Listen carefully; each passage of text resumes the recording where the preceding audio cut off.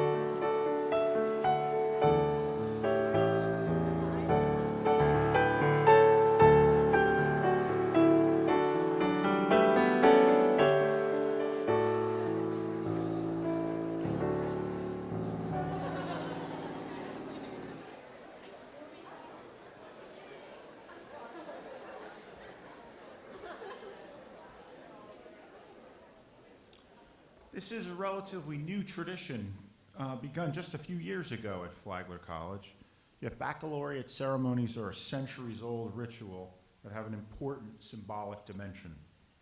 Graduation, the ceremony at which degrees are formally conferred, is an appropriately public event open to families and the broader community. A baccalaureate service, however, is a more intimate affair and takes place entirely within the community of a college or university.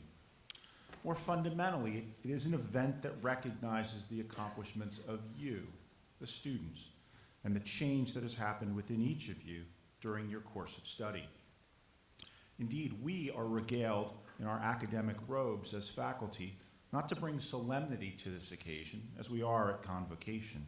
We are so dressed rather as a gesture of respect for what you have accomplished. While we won't subject you to a 4-hour ceremony or force each of you to give a sermon in Latin, as was long the tradition, we do want to take a moment today and recognize the accomplishments that have transformed you in powerful ways, and that as a result of which you have now achieved a new status within our community. A status that's publicly ratified and promulgated when you receive your degree, of course, at graduation. It's now my honor to introduce Valerie Durand, who will offer our opening reflection. Valerie.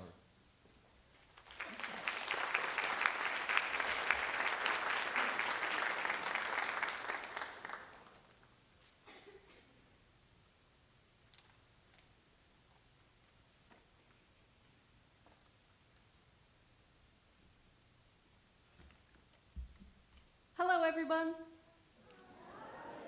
Hi. How are we feeling? Yes, get excited. We are almost finished. As we are called to celebrate here today, I've been reflecting on what it means to be finished. My journey here has not been an easy one, and frankly, I didn't know I had it in me. But this situation isn't unique to me.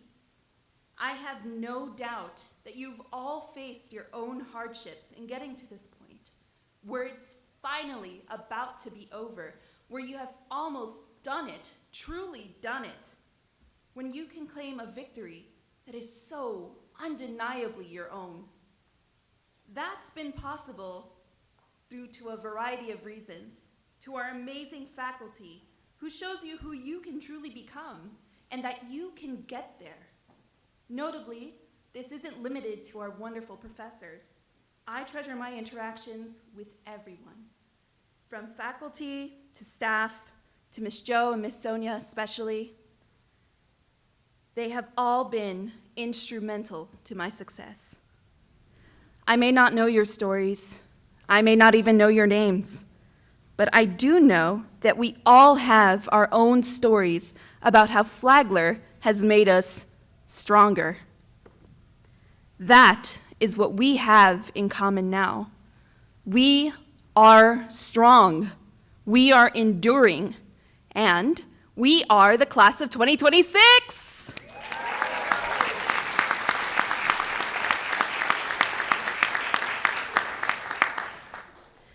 My hope for us all, moving forward, is that we not forget that strength. I leave you with my deepest congratulations. Moving forward, please believe in your capacity to succeed. The evidence is right in front of you. Thank you.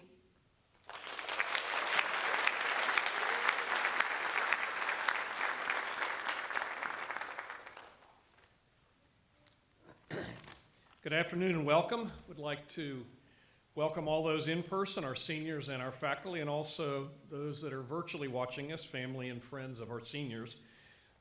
This is, as Art alluded to, a fairly new event for us, but it's a way to sort of bookend our seniors' accomplishments in a more intimate setting with the campus community. And your senior year is certainly something you should celebrate and enjoy, cherish, remember, drink up.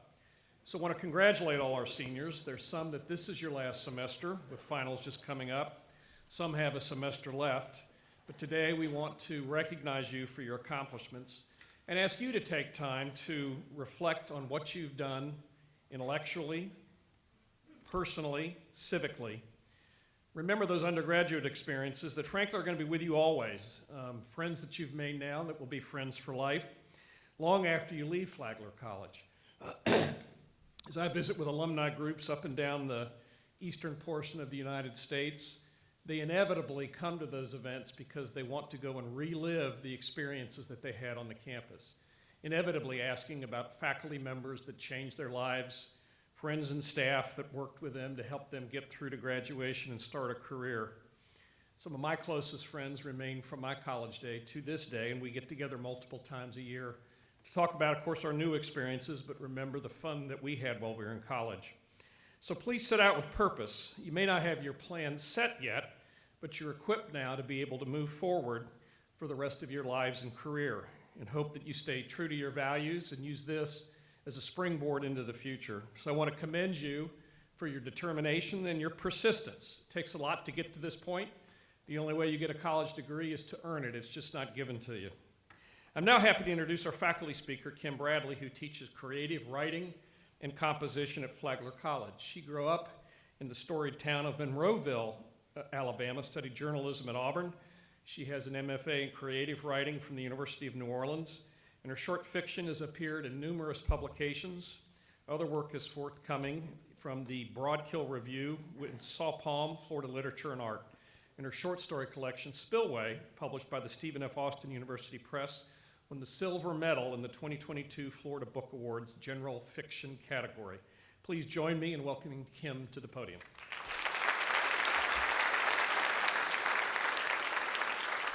Thank you. Thank you so much, President Delaney.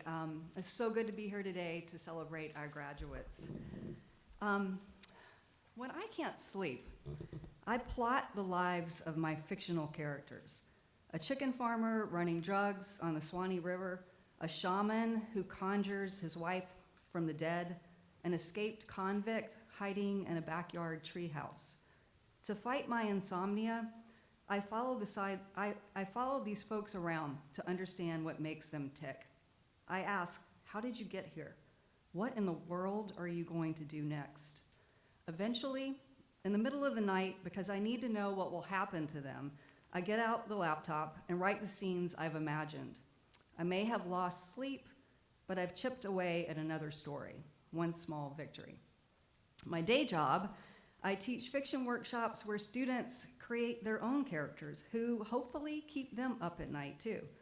The students bravely bring their fiction to the workshop table for critique.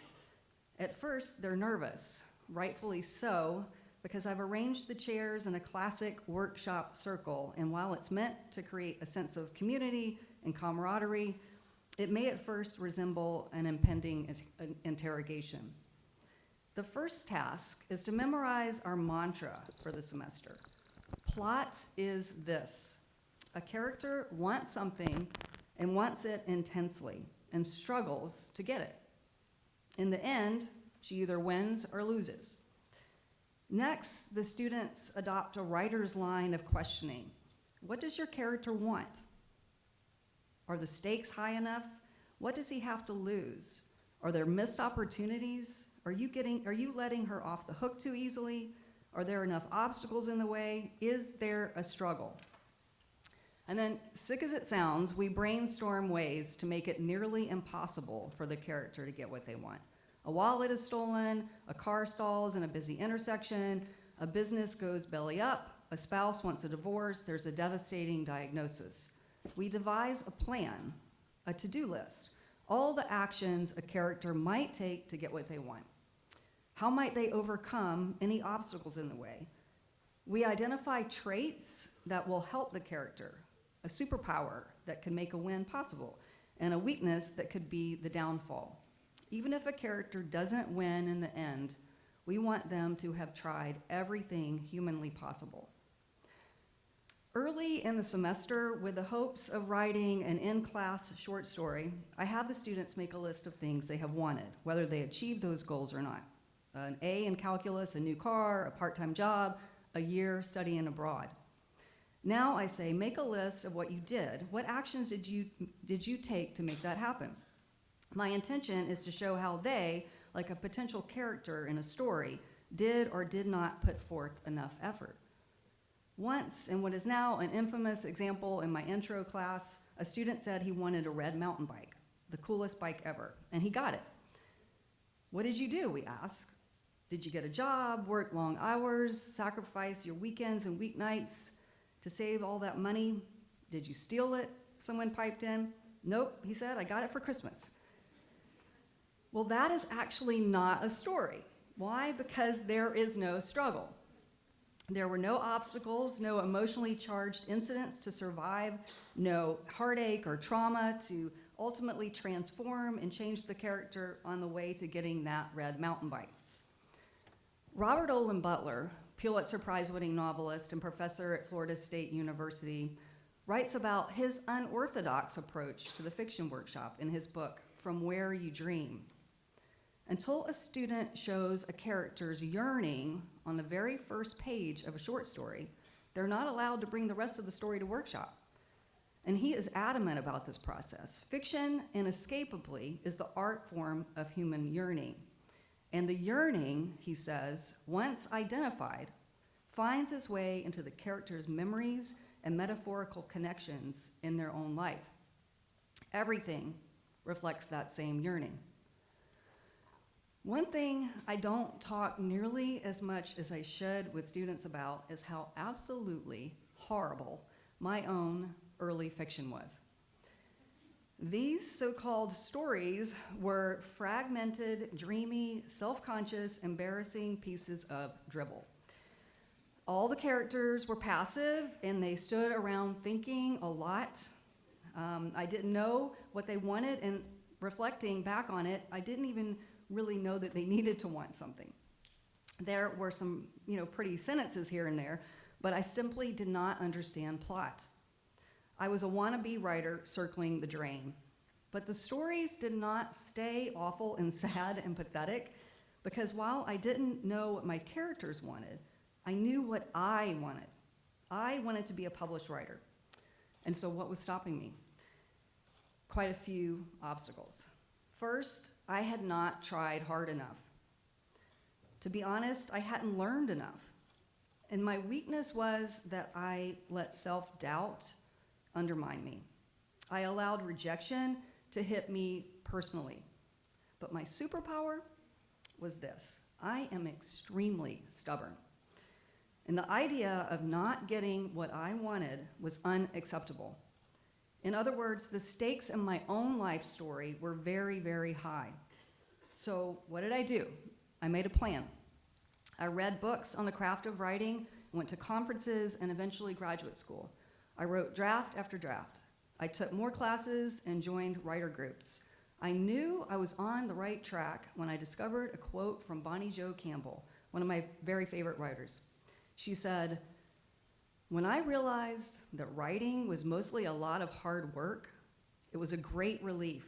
Working hard," she said, "now that was something I knew how to do." Bingo, I thought, same.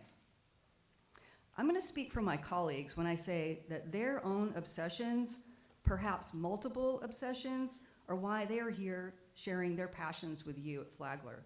They're experts in their fields because long ago, some deep yearning made them want to discover or solve or create.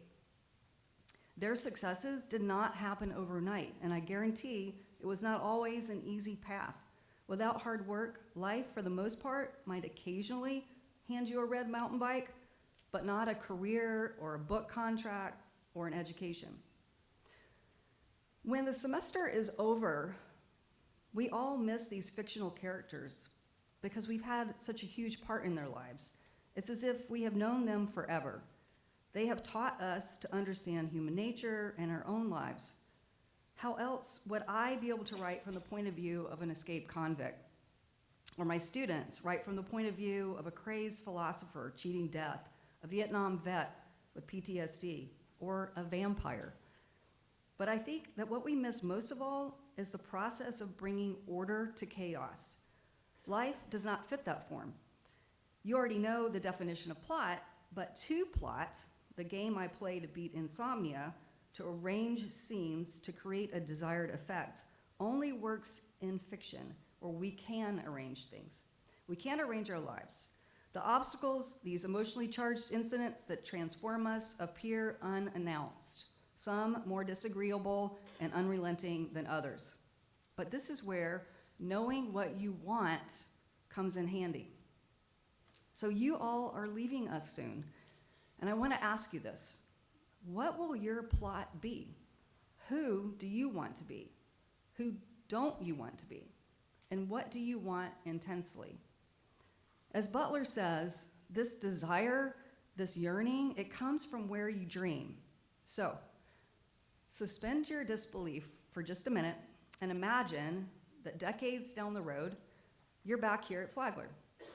You've just walked into Keenan 417 to CRW 206 Intro to Writing the Short Story. And you've got a stack of pages in your hand, your life story. Will it pass muster? Remember that especially toward the end of the semester, the students are awfully confident and a tad bit ruthless, and they will not let you off the hook. As they analyze the plot of your life, will they know what you wanted? Did you try hard enough? Did you take advantage of all the opportunities? Did your weakness prevail, or did you let your superpower reign? Desire is the driving force behind plot. And once you define what you want, allow that yearning to become you. Let it inhabit every fiber of your being. Let it guide you through the obstacles, because the stakes are high. Like me, and like your professors here today, I know that you can't imagine a life without achieving your goal. So get the yearning down on page 1, right out of the gate. and work hard, because if there's no struggle, there's no story. Congratulations and best of luck to all of you. Thank you. So I want to introduce you to Sailor Minnock, who will give the class of 2026 senior address. During her time at Flagler, she has been involved in multiple academic, creative, and community-driven roles. She served as a digital media intern for Dr. David Moody's Minecraft Flagler project, where she handled media capture, builder profiles, asset design, and documentation. She's taken on leadership roles within collaborative coursework, including managing visual assets, directing interviews, and leading design and production tasks for major projects in graphic design and digital media. Additionally, she has contributed to community-engaged work through branding and media support for small businesses. She consistently takes initiative in group presentations, research coordination, and multimedia development across all her classes. Welcome, Sailor.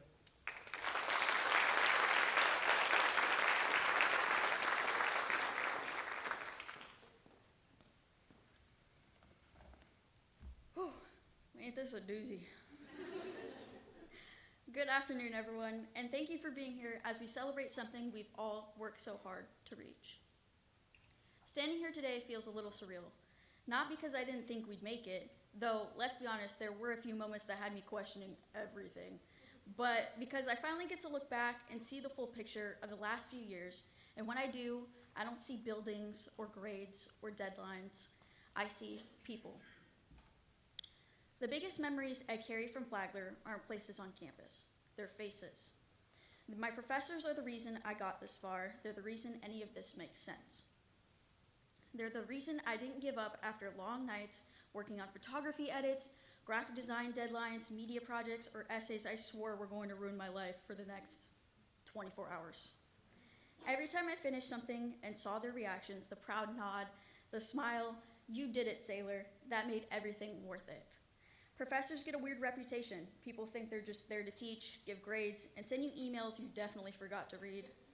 But here at Flagler, they were mentors, anchors, and sometimes therapists who forgot to bill us. People like Professor Moody, Professor Revelle, Professor Schwab, Professor Moser, and Professor Chapman. With the plenty more I can mention, they didn't just teach classes. They taught me how to think, how to see, how to keep going when creativity, life, and sleep schedules all try to self-destruct at the same time. But professors weren't the only ones who carried me. My friends became the people who stood beside me when my brain felt fried like the eggs from the Sweetwater Cafe. They were my sounding board, my collaborators, my caffeine accountability partners, and sometimes the only thing stopping me from throwing my laptop into the ocean. And honestly, if you weren't tempted to dramatically walk into the waves at least once before graduation, I don't know if you really went here. Then there's my family. Blake, my amazing partner, my sister Alexis, and my brother Ryan have been some of my biggest supporters. Thank you for being there on the days I wanted to crumble. And my mom, the one who literally paved the way so I could be here at all. My education exists because she made room for it. Every assignment, every class, every late night, she helped make it possible. This degree has my name on it, but it carries hers too. And speaking of late nights, let's talk about them. Every typical graduation speech will tell you that college is hard. But they never tell you about sprinting to the beach for a 30-minute mental reset while also panicking because you still have to make it to class. They don't tell you about feeling like Mario jumping over 800 obstacles just to reach the princess, except in our case, the princess was submitting a project before Canvas crashed at 11:59. If college were a Mario game, we'd all have our own versions of falling into the lava, running out of lives, restarting a level we thought we mastered, and figuring out how to beat the boss battle that arrived with no warning. But that's what made it rewarding. If everything were easy, we wouldn't be standing here so proud. The struggle is what made this moment feel real. Somewhere along the way, between the stress, the success, the growing pains, the critiques, the friendships, and the chaos, I started to change. I'm most proud of the growth I made here, not just in my design work, but in my character. If my freshman self walked past me right now, she'd probably squint and go, "Wait, that's us?" because growth doesn't happen in a single moment. It happens in the little ones, the projects you want to throw out until suddenly they click, the feedback that stings until you realize it made you better, the days you wanted to quit but kept going anyway. As a class, we've had our own shared journey. We survived late night cramming, last night submissions, crashed computers that flagged their humidity, and walking into Ponce with soaking wet clothes because the rain attacked us halfway there. We learned how to balance life, work, passion, exhaustion, and somehow still show up even when we weren't sure how. We're leaving Flagler as different people than when we arrived. We're more capable, more resilient, more confident, and definitely more creative with how we problem solve. And no matter where we go next, new cities, new jobs, new challenges, we take these experiences with us. Flagler isn't just a place, it's a foundation, a memory, a chapter that shaped all the chapters ahead, and every person who guided us, professors, friends, mentors, and the families who held us up, they're part of this moment too. So, to the class of 2026, congratulations. We jumped the obstacles, we made it through the levels, we reached the castle, not because it was easy, but because we earned it. And to the people who helped us get here, thank you. This moment belongs to all of us.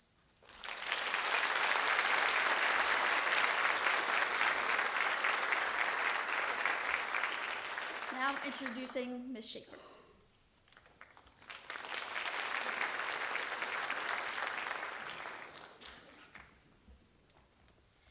Good afternoon, seniors. My name is Whitney Schaefer, and I am the Director of Alumni Engagement here at Flagler, as well as an alumna from the class of 2007.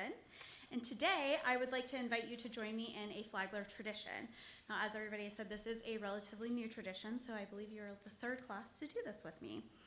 When you were freshmen, you signed an oath at convocation pledging to uphold the college's core values. And over the last few years, filled with challenges and growth and hopefully quite a bit of fun, you have embodied those core values. Our hope is that you'll always consider these values as a foundation to everything that you build in your life after Flagler. So now I'll ask you to open your program to the center fold and stand up and join me in taking the senior pledge. I'll read a line and then you'll repeat after me.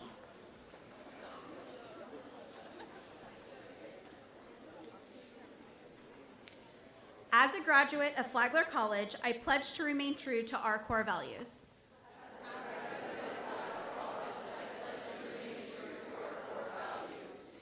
To commit myself to a lifetime of transformative learning. To inquire. To value the freedom of expression. And to cherish the bond of all of those who taught me. To build respectful and inclusive communities wherever I may find myself. To be an ethical citizen. Committed to honesty, integrity, and individual responsibility. To be a thoughtful steward of natural and financial resources. Of one another. And the historical legacy of Flagler College. I will diligently pursue the advancement of my own knowledge. Cultivate compassion for my community. And never stop pursuing a life well lived. It is with honor and humility I make this pledge. Thank you. You can sit down now.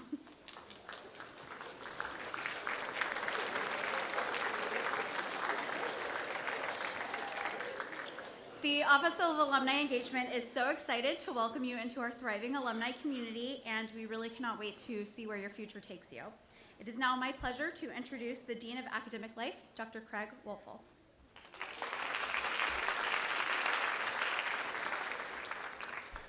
Thank you, Whitney. I have the public announcements portion of the program, so nothing to get excited about. But as you start to look ahead to next spring's commencement, here's how it will go. So commencement will be on Saturday, May 9th at 9 a.m. at the amphitheater. Rehearsal will be the day before at 4 p.m. in the auditorium. And there is a commencement webpage that's regularly updated with FAQs and information relating to the ceremony. You don't have to remember any of this, but remember that, right? Just go to the webpage when you need information and it will be there. You'll also get updates to your Flagler email. If you're graduating this semester, you will keep your email through the spring, so you can still check for those updates. So do check it. And this is especially true for info regarding tickets, which probably doesn't seem like anything right now, but a week before the ceremony is going to be a big deal. This year, every graduating student will get 6 tickets for family and friends. So as you start to talk with your families and plan for the spring, you can begin to plan around that. But before any of that, let's celebrate today. So a reminder that immediately after this ceremony, we'll walk right across the street to the rotunda and the dining hall for our senior celebration and champagne toast, led by President Delaney. But before we do that, right, we'll close out this ceremony. So in a moment, I'm going to welcome up Rachel Vanderpool to deliver the closing reflection. Then I'll come up and welcome the choir, who will perform a song and then lead us in the singing of the alma mater. You'll stand for the alma mater, and you will remain standing while we do the recessional. So the stage party will exit, followed by the faculty up in front, and then all of you will be dismissed. All right? There will be a test afterward. So please, as I said, please welcome Rachel Vanderpool for a closing reflection. Rachel.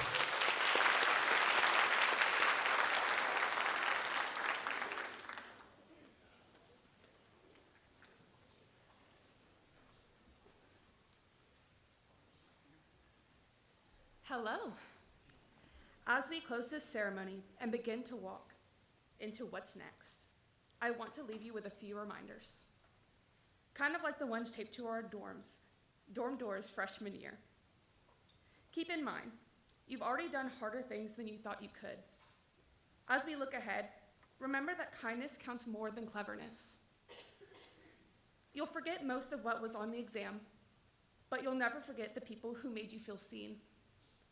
And remember, figuring it out isn't a destination, it's a lifelong hobby. May we leave Flagler with open minds and lighter hearts.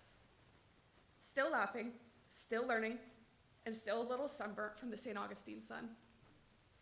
Congratulations, class of 2026. Let us continue to move forward with curiosity and courage, having enough sand in our shoes to remind us ourselves of where we came from. Thank you, guys.